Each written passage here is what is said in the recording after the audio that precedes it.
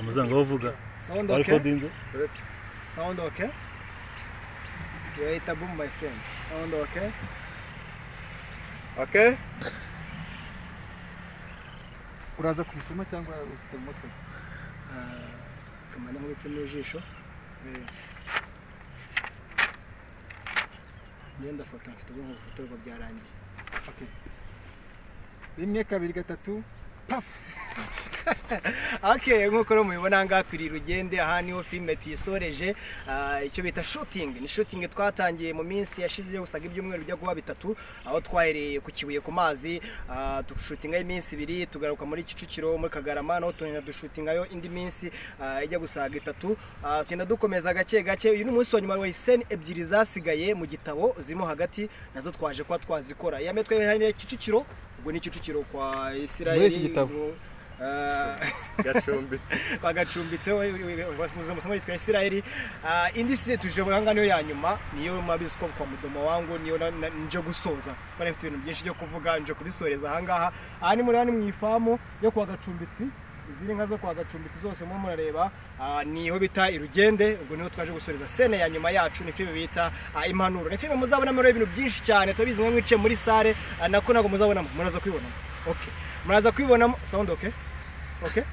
Okay, muraza kubibonamo rero mu kanya aho filme igiye kuba yatangira. Muraza kureba ukuntu twagiye mu bwato bwiza, my friend, igihumbi $1,000 ku munsi, $5 ku munsi tuba mu bwato. Bamwe bakaza kugiramo tubazo tari seriye, ariko tubazo biterwa n'ubwonko bwabo butuze, nakubwo niko bimeze. Amye baraza kubibereka.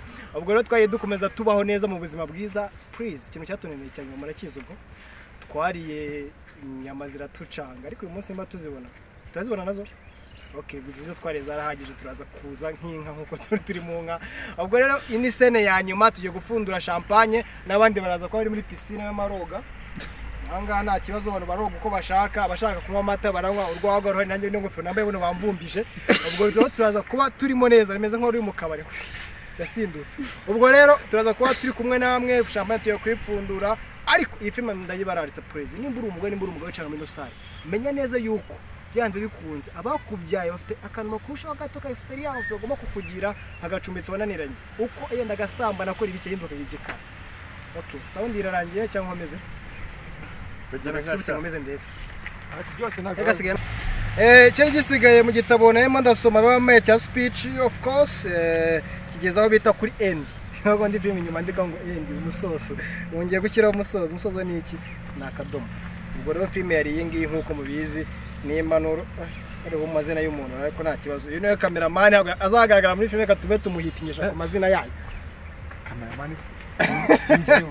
Uyu niwe cameraman. Ngo bana gasura kawe. Ubwo rero film ni iyi ngiyi yitwa Impanuro. Cameraman neza focus. Focus bita neza ibanga ngo ni Impanuro bano bose muri sale. ubwo ni ibi ngibi nyine nibyo focus. Ubwo ntabwo focus inzi. Ubwo nabwo encore irajemo iba yita Impanuro, my friend.